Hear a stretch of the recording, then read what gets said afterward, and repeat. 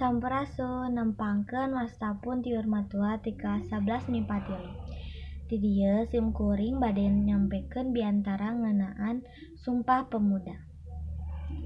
Wilujeng siang, salam kanggo urang sadayana. Para tamu anu terhormat, dina kasempatan ieu kuring bakal nampilkeun presentasi ngeunaan nonoman salaku generasi kunci masa depan Indonesia. Nah aranjeun terang, dulur-dulur resep atanapi henteu, urang salaku nonoman generasi ayeuna mangrupikeun paharatas kasuksesan Negara Kesatuan Republik Indonesia.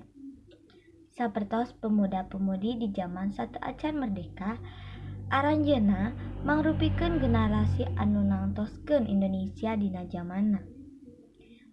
Naha kuring tiasa nyarios kitu?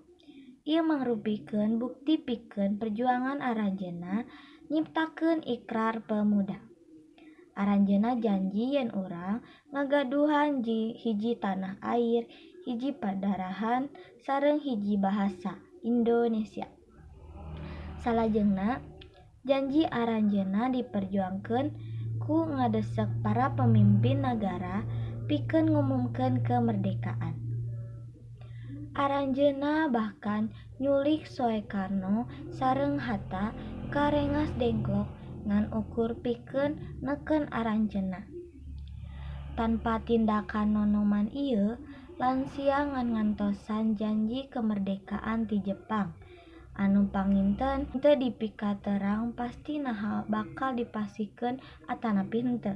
Terus sababaraha dasawarsa ngaantosan nonoman taun 90-an nyandak ngalawan pamarentahan Soeharto anu otoriter.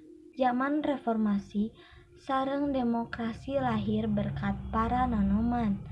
Tina dua contoh ieu, urang tiasa ngabayangkeun pangaruh kuat nonoman kana bangsa. Urang moal tiasa jempe, asik dina parangkat urang, sareng males ngalakukeun kagiatan. Arurang anu bakal nangtoskeun kumaha kaayaan Indonesia kapayunna. Arurang masa depan Indonesia.